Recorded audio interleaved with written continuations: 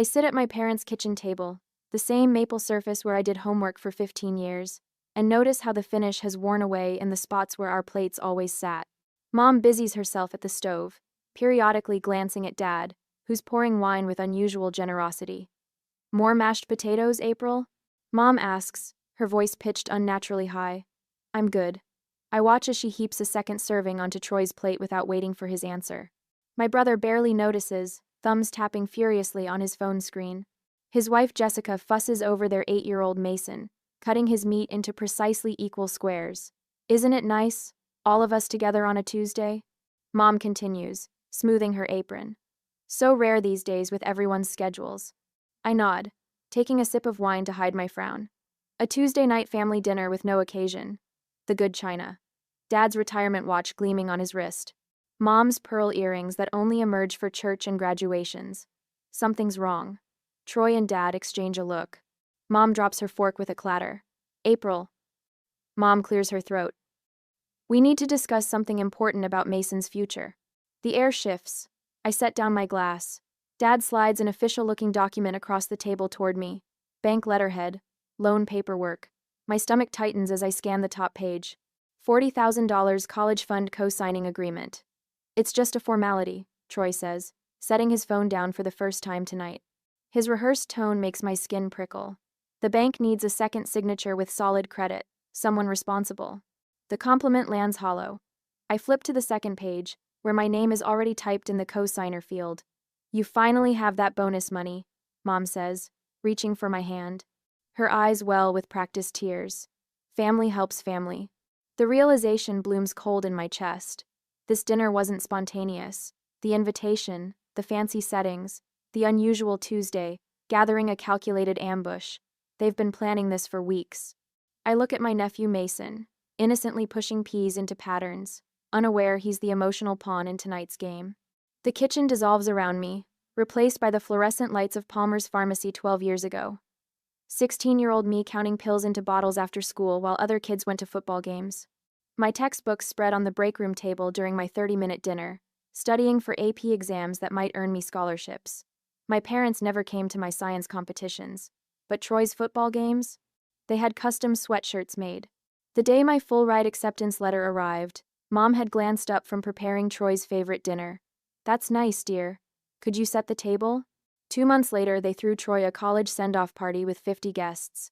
I celebrated my scholarship alone with a single cupcake bought from the bakery where I'd picked up summer shifts. "The interest rate is reasonable," Dad says now, tapping the paper with his index finger, pulling me back to the present. "And Mason's future depends on this foundation." My throat tightens. I need time to think about this. Troy's jaw clenches. The bank appointment is already scheduled for Thursday.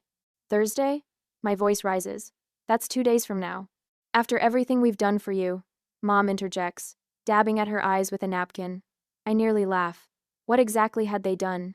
I paid my way through college with scholarships and part-time jobs, $60,000 in student loans that I finally paid off last month.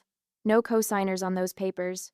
Dad leans forward, his voice dropping to that commanding tone he used when I stayed out past curfew. "This is what family does, April." "Excuse me," I mutter, pushing back from the table. "Bathroom." I lock the door behind me, grip the cool edge of the sink, and splash water on my face. In the mirror, my grandmother's eyes stare back at me. Gran, who raised 3 kids alone after Grandpa died. Who taught me to stand tall when it felt easier to shrink. "Your life belongs to you first." She used to whisper when I'd cry about Troy getting the bigger bedroom, the newer bike, the louder praise. My hands tremble as I dry my face. They expect me to walk back in there and sign away my financial future for a nephew whose college fund should have been started by his parents years ago. For a brother who's never once helped me. For parents who see me as the reliable backup plan. I straighten my shoulders, my grandmother's strength flowing into my spine. Thursday's bank appointment is already in their calendar. But my answer doesn't have to be the one they've scheduled. Have you ever been ambushed by family expecting your financial support? That moment when you realize the casual dinner invitation was actually a carefully orchestrated trap? Share your experience in the comments below. The next morning, the morning sun slants through my apartment blinds as I stare at my laptop screen, coffee forgotten beside me. My fingers hover over the keyboard, frozen by what I'm seeing. Account access, 6:42 p.m. Tuesday. The company benefits portal logs every login. Yesterday, hours before the casual family dinner, someone viewed my bonus details from an IP address I don't recognize. I pick up my phone, scrolling to a contact I rarely use. 3 rings. Accounting department, Sylvia speaking. Hi, Sylvia. It's April Donovan. Quick question, does Kathy Moore's daughter still work in IT? A pause. Lisa? Yes, but what's this about? The pieces click together like a puzzle I never wanted to solve. Lisa Moore, my mother's best friend's daughter, the woman who sends mom birthday cards every year. Who works in IT security. Just checking. Thanks. I hang up before she can ask more questions. My bank statement shows it clearly. $15,200 deposited last Friday. The exact amount mom mentioned at dinner, down to the dollar. They knew precisely what I had. My phone buzzes. Troy again, his 5th call since I walked out last night. I let it ring through to voicemail, then open my text messages. I scroll back weeks, finding the group chat I muted long ago. Troy. She just got her bonus. Mom confirmed amount. Dinner strategy still on for Tuesday? Dad. Confirmed. Your mother's making her favorite meal. Troy. Perfect. She won't see it coming. My stomach twists as if someone punched me. I slam the laptop closed and cross to my closet, dragging out the old cardboard box I've moved with me to every apartment since college. Inside, beneath yearbooks and school certificates, I find my childhood diary with the broken lock. May 15. Mom and Dad bought Troy a car for graduation. They gave me a card with $50. The 3rd of September, missed my science competition because Troy had a scrimmage. Dad said, there'll be other competitions. The 25th of December, Troy got the new computer. I got clothes for school. Page after page of documented favoritism, written in increasingly smaller handwriting, as if I was trying to make my complaints take up less space just like I always did at home. At the bottom of the box lies a folder of loan documents. My name alone on every page. No co-signers, no parental support. My phone rings again. Troy. What? I snap, answering against my better judgment. You need to stop being difficult, he says, skipping hello. Mom's been crying all morning. I'm not signing those papers. Family helps family, April. What would Gran say if she saw you being so selfish?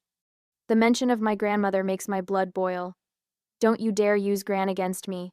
She taught me to stand on my own feet, something you never learned. Look, Mason needs this. It's his future. Why can't you or Mom and Dad co-sign? Why me? His pause tells me everything. Because your credit score is better, he finally admits. Dad's retirement affected their score, and Jessica and I have the house mortgage. So I'm the backup plan. You're being dramatic. Dad says you're embarrassing the family. People at church are asking questions. My doorbell rings. I peer through the peephole to see Jessica standing there, perfectly styled as always. I have to go, I mutter, hanging up. Before I can decide whether to open the door, my phone chimes with a work email. From Janice in HR, is everything all right? I received a concerning call from a relative of yours about your difficult time. I nearly dropped the phone. They're calling my workplace now? The doorbell rings again, more insistent. However, I don't answer, and prepare for work, as I had a meeting later that morning. At work later, Margaret from the research lab drops into the chair beside my desk. At 62, she's seen it all, her salt and pepper curls framing a face that doesn't suffer fools. You look like you haven't slept, she says, pushing a coffee toward me. Family troubles? I hesitate. How did you know? Your brother called the front desk asking about you. Something about a family emergency. She leans closer. I told reception you were in a meeting all day. Thanks, I whisper, relief washing over me. It's complicated. Family usually is. Margaret's eyes narrow. My sister tried the same thing when our father died. Wanted me to mortgage my house to save hers. She points a finger at me. People who use family as a weapon don't deserve your sacrifice. My phone buzzes with a text from my best friend Rachel. Just checking in. Want to grab dinner tonight? Before I can respond, Troy's name flashes on my screen. April, we need to talk. I already spent some of the college fund money on. I decline the call, my heart pounding. He's already spent the money? Money that doesn't exist yet? My desk phone rings. A local number I don't recognize. Hello, April. This is Mark Jenkins from First Federal. I'm calling about the family account your father mentioned. I hang up, my hands shaking. That evening, my mother's number appears on my phone. For the first time in my adult life, I decline a family dinner invitation. I can't make it tonight, I say firmly. Or Thursday. April Catherine Donovan, her voice breaks. You're breaking your father's heart. I end the call and notice something strange. My hands have stopped trembling. The next morning, Troy appears in the lobby of my building, voice echoing through the atrium. I need to see my sister. It's a family emergency. My coworkers watch as I meet him at the security desk. You need to leave, I tell him, loud enough for everyone to hear. Not until you agree to sign those papers, he hisses. No. The word feels foreign but powerful on my tongue. The answer is no. As security escorts him out, I feel the weight of stares and whispers, but straighten my shoulders and walk back to my desk. On Sunday that week, the church bulletin board looms before me, displaying family announcements in cheerful script. I've barely stepped through the heavy wooden doors when Uncle Roger materializes at my elbow. There's my favorite niece, he says, his hand clamping my shoulder. Your mother tells me you're having some trouble understanding family obligations. Before I can respond, Aunt Cheryl appears on my other side. Mason is such a bright boy. Shame if his potential went to waste because of pride. Their coordinated attack continues through coffee hour, relatives appearing with rehearsed arguments whenever I try to escape. Pastor Williams even corners me beside the hymnal shelf. The good book tells us family comes first, April. Your parents have prayed about this matter extensively. So, my stomach knots. Prayers about my bank account. How convenient. Monday morning brings a crisp white envelope in my mailbox. No return address. Inside, a single line typed in bold. Ungrateful daughters burn in hell. The paper trembles in my hand. Troy calls that evening, his voice thick with practiced tears.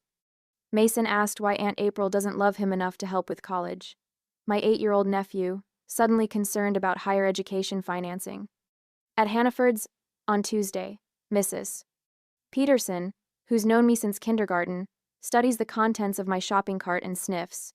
Some people remember where they came from, she mutters, loud enough for other shoppers to hear. The final straw comes Wednesday, when Dad appears at my workplace reception desk, his retirement watch gleaming under fluorescent lights. Need to speak with my daughter, he tells the receptionist with the authoritative tone that once sent me scurrying to my room. Family emergency. I meet him in the lobby, arms crossed. This is inappropriate. What's inappropriate is abandoning your family when they need you. His voice carries to my colleagues passing through security. Thursday, 10 o'clock. The loan officer is expecting us. That night, I stare at my tiny apartment ceiling, calculating how many hours remain until I'm expected to sign away my financial future. My company email pings at 9:17 p.m. Biomedical research position, San Francisco branch expansion. Qualified internal candidates encouraged to apply immediately. I blink at the screen. The job description matches my skills perfectly. 3 minutes later, Margaret from HR texts, "Did you see the posting? Application deadline Friday. Your experience with the Carlton project makes you perfect." For the first time in days, I breathe deeply. 3,000 miles of geographical insulation. The possibility unfurls like a map showing an escape route. I apply at midnight, fingers flying across my keyboard. Thursday arrives with my anxiety, yet I do not meet my father in the morning and do not sign anything. However, the evening arrives with another ambush. This one, at my parents' house where I've been summoned to talk things through reasonably. I freeze in the doorway, counting heads. Troy and Jessica, Mom and Dad, Pastor Williams, Uncle Roger and Aunt Cheryl, 2 church elders, and my cousin Stephanie who works at the bank. An intervention, Troy announces, chest puffed with righteousness, because we're worried about your spiritual welfare. For 20 minutes, I sit silently as Troy delivers what sounds like a practice sermon on Christian duty and family obligation. Mother dabs at her eyes with a handkerchief I recognize from her community theater performances. "After all we sacrificed for you," she whispers, voice breaking perfectly on cue. The room hums with murmurs of agreement. "Your grandmother would be so disappointed," Aunt Cheryl adds, though she barely knew Gran. Something snaps inside me. My grandmother taught me to stand on my own feet. "You always were difficult," Dad sighs. "Difficult? The word escapes like steam from a pressure cooker. I worked every summer since 15. I earned my scholarship. I paid my student loans without a cosigner or family help. I sacrificed too. Troy lunges forward. This isn't about you. It never is. I stand, surprised by my steady hands. And that's the problem. Later that night, after quarreling and they have left, Rachel helps me pack essentials into unmarked boxes stored in her garage. They really thought a prayer circle would convince you to sign a loan? They thought God would back up their financial plan. I wrap my grandmother's china teacup in bubble wrap. The San Francisco HR department called. They want a virtual interview tomorrow. On Friday morning, I accepted the California position with a significant raise. Margaret rearranged my work schedule without questions. Family emergency, she tells my supervisor with a conspiratorial wink. I also checked my one-way ticket scheduled for Wednesday next week. My elderly neighbor, Mr. Wilson, agrees to collect my mail. Had to escape my own brother's schemes back in 2082, he confides. Sometimes distance is the only language they understand. Each action builds momentum. On Monday morning, bank accounts transfer to West Coast branches. Mail forwarding gets established. That same day, I made my final student loan payment. I celebrated a loan with sparkling cider in a plastic cup. The symmetry feels right, beginning and ending my financial independence journey in solitude. On Tuesday, while cleaning out my desk drawer, I found Gran's letter from my college graduation day. The yellowed paper unfolds to reveal her careful handwriting. Your life belongs to you first, April. Choose wisely who gets pieces of it. Love doesn't demand bankruptcy of spirit or wallet. That night, I cry for the first time since this began. Not from fear or guilt, but from recognition. In the morning mirror, I see Gran's determined eyes staring back at me. My goodbye letter takes 3 drafts. Not apologizing proves hardest. I place it in an envelope addressed to my parents, leaving it on my kitchen counter next to a check for $500 toward Mason's future. A gift, not an obligation. The California lease agreement arrives by email. My signature flows easily across the electronic document. The weight on my chest lightens with each letter. My phone buzzes with Troy's text.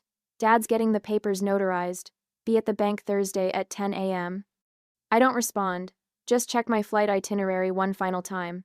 Wednesday departure, one-way ticket. And that's how I just left that Wednesday night. The rideshare driver helped load my 2 suitcases at the airport after I arrived to San Francisco. Big trip? The biggest, I respond, ready to accept my new life away from my family. As the car merges onto the highway away from the airport, I watch the city's skyline through the window. With each step closer to my new life, my smile grows wider, stretching toward a California horizon where no one waits with papers for me to sign. California sunshine streams through unfamiliar curtains as I stretch on the bed of my hotel where I am staying until the end of this week. I am moving to my new apartment on Sunday. My phone remains deliberately off, sitting on the nightstand like a dormant bomb. Right now, my family is assembling at First Boston National Bank, checking watches and growing increasingly irritated by my absence. My meticulous planning led to this moment. I think back to the family Sunday dinners I attended, with practiced smiles. The careful way I responded to Troy's persistent questions about the loan, with vague phrases like, "I'm still looking into it," and, "The timing isn't ideal right now." I remember how my family forced me, especially my father. "The appointment's confirmed for Thursday at 10. You'll be there." Not a question, a command. I nodded non-committally while loading the dishwasher, buying precious time as my escape plan solidified. Last night, while they slept in their comfortable suburban homes, I boarded Flight 1422 to San Francisco. As the plane lifted through Massachusetts clouds, I felt the weight of 30 years of obligation fall away. My chest expanded with each mile west. I slide open the hotel room curtains wider, allowing myself to fully absorb the Pacific light. 3,000 miles now separate me from the bank where Troy paces the lobby, checking his watch every 30 seconds. My phone buzzes to life when I finally power it on. The barrage is immediate. 17 missed calls, 32 text messages. Mom's voicemail plays first, her voice trembling. "April, where are you? Everyone's waiting. Please call immediately." Dad's message is clipped, authoritative. "This is unacceptable behavior. Call now." By the 5th voicemail, Troy's tone has transformed from irritation to panic. "If you're doing what I think you're doing, there will be consequences." Legal consequences. I scroll through the texts as I sip room service coffee. The latest from Mom sends an unexpected chill. We've contacted the police. You're officially a missing person. My fingers hover over the keyboard before tapping out a response to my old supervisor at work. They've escalated to missing persons. Just as we anticipated. The reply comes quickly. HR blocked their information requests this morning. Your employment status is confidential. Relax and enjoy California. I open my laptop and navigate to the email draft I prepared weeks ago. One deep breath, then I hit send. The comprehensive account of Troy's manipulation, my parents' enabling, and the systematic financial pressure now reaches our extended family. Included are screenshots of Troy's texts planning the dinner strategy and Mom's access to my company benefits portal. My phone rings, Boston Police Department. The officer's voice is professionally neutral. Miss Donovan, we're following up on a missing persons report filed by your parents. I'm not missing, I reply, my voice steadier than it's been in months. I moved for work, voluntarily. That's what we figured, he says, the hint of a smile in his voice. We'll inform your family you're safe. A notification appears, a private message from Jessica, Troy's wife. I understand why you left. He does this to everyone. Be safe. Throughout the afternoon, my support network activates like a well-rehearsed orchestra. Rachel confirms to my frantic mother that I'm safe and well but need space. Margaret sends a brief text. Office gossip shut down. Your replacement story is holding. Enjoy the Sunday, mister. Wilson, my elderly neighbor, reports that my parents appeared at my old apartment demanding access. Told them you'd moved on. Legally, properly, they left disappointed. My new California supervisor sends a welcome email introducing me to the team, no questions asked about my sudden arrival date change. Tonight, they've arranged a casual dinner. As evening approaches, the family facade begins showing its first cracks. Mom's church friend Betsy messages, your mother's telling everyone you had a breakdown. Several of us suggested she respect your privacy. I always told her you deserved better. Uncle Frank, Dad's older brother, emails, got your explanation. Not surprised. Troy's had his hand out for years. Bank called me about his previous loan applications after your no-show. Things unraveling here. I step onto the hotel balcony, watching the sun sink toward the Pacific. For the first time in months, genuine laughter bubbles from my chest. Unexpected, liberating. 3,000 miles of distance has accomplished what years of conversations could not. Freedom tastes like California air, crisp and full of possibility. The welcome dinner notification pings on my calendar. New colleagues, new beginning, no history. I dress carefully, appreciating how my shoulders have already relaxed away from my ears. As I prepare to leave, one final text appears, from Mason, Troy's 8-year-old son, obviously using Jessica's phone. Aunt April, when can I visit California? I smile, typing back, someday soon, buddy, someday soon. 3 months later, I am dealing with projects, meetings, new clients, without anyone forcing me to do anything I don't want.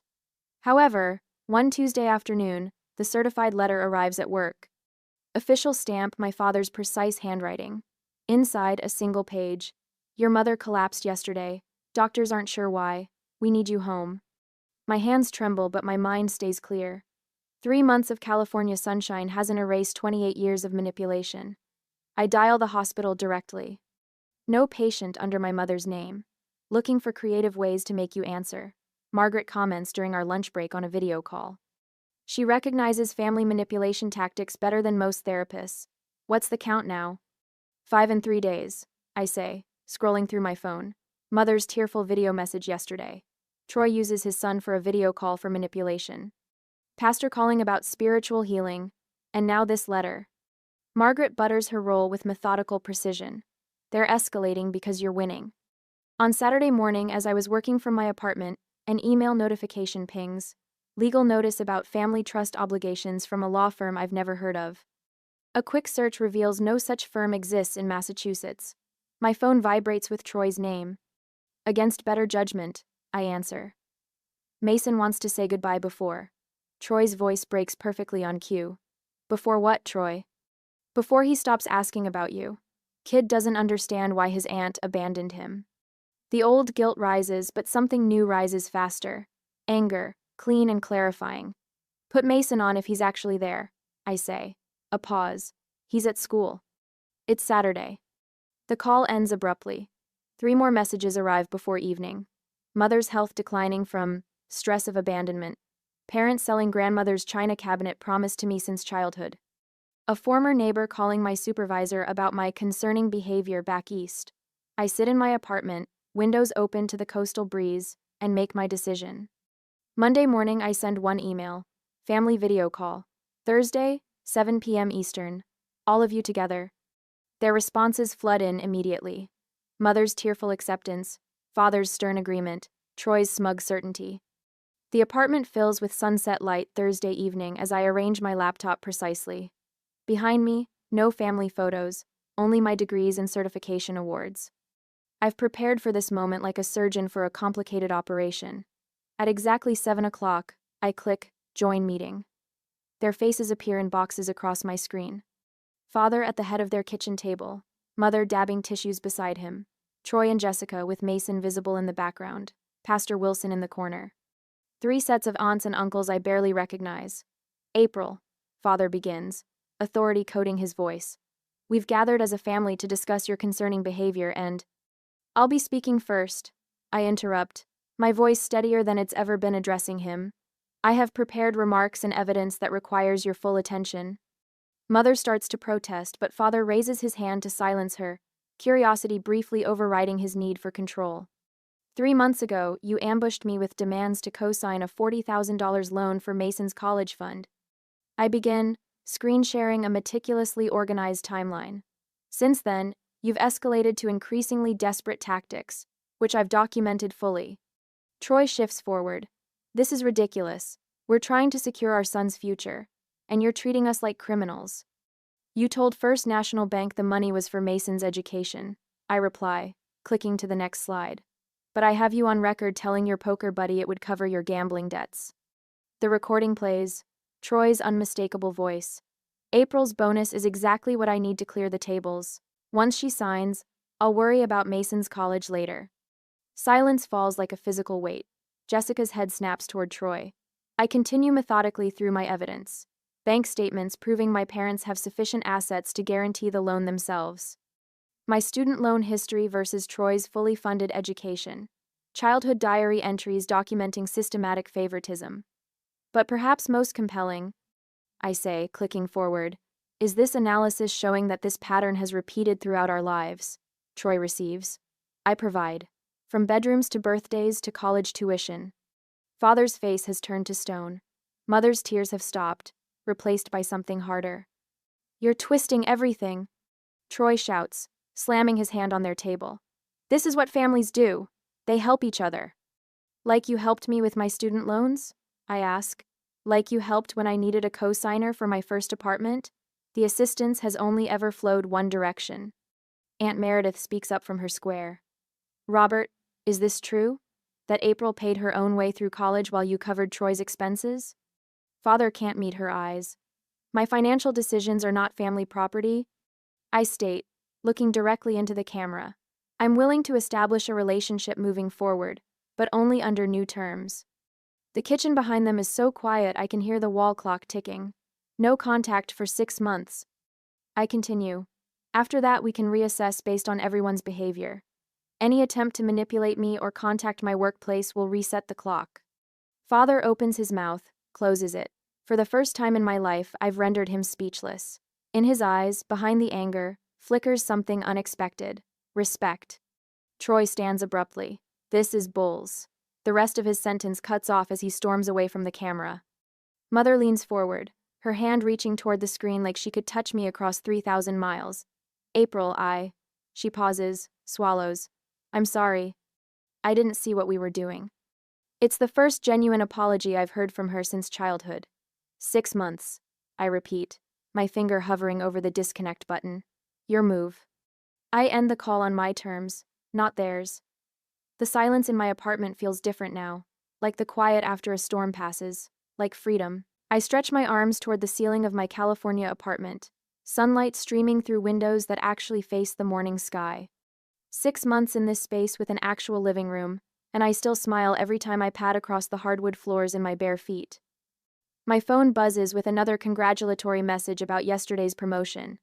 The entire research team gathered with genuine champagne, not the grocery store, sparkling wine my parents served when Troy got his first job after college. Breakfast on the balcony? Ellie texts, my downstairs neighbor turned friend who accepts my occasional need for quiet weekends without question. My new circle here understands boundaries aren't walls, they're healthy perimeters that make relationships possible. I glance at my calendar, where next month's vacation to Sedona glows in bold letters. My bonus money, spent on desert sunrises instead of someone else's obligation. The peaceful ritual of morning coffee, without dreading the family ringtone, follows me onto the balcony. At work, Caitlin, a new lab assistant, hovers near my desk, clutching her phone. Everything okay? I ask. Her eyes glisten. My brother needs co-signers for his business loan. My parents are pressuring me, but I just started paying off my student loans. 6 months ago, I'd have mumbled awkward sympathy. Today, I pull up a chair. Your success belongs to you, I tell her, my voice steady. You're not wrong for protecting it. The words flow without bitterness. Later, declining a request from a colleague feels simple. My no emerges without the guilt that once twisted my stomach into knots.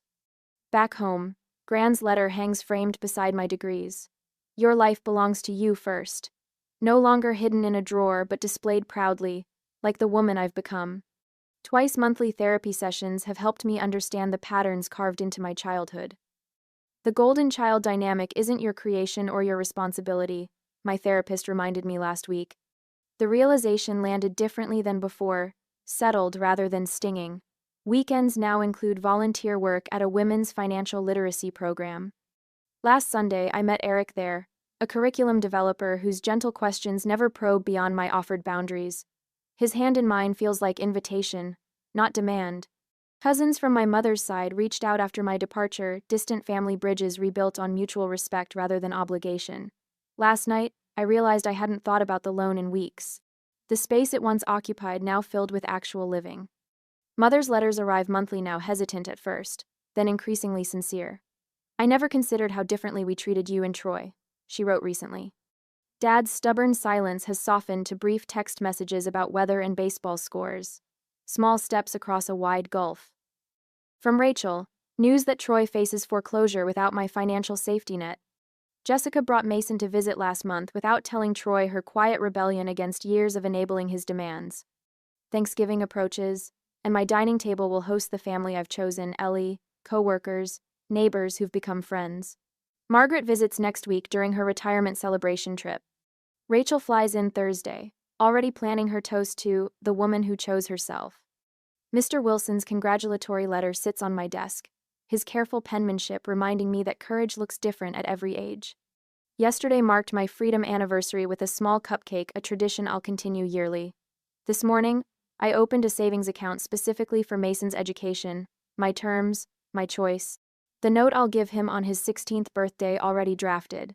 Your future is yours to build, but support should come freely. Bye. I close my laptop on today's completed project, carrying my tea to the balcony.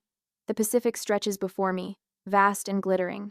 Standing with arms outstretched, face warmed by sunset, I finally understand freedom isn't the absence of family but the presence of choice. Have you ever had to set firm boundaries with family? How did they respond when they realized you wouldn't back down?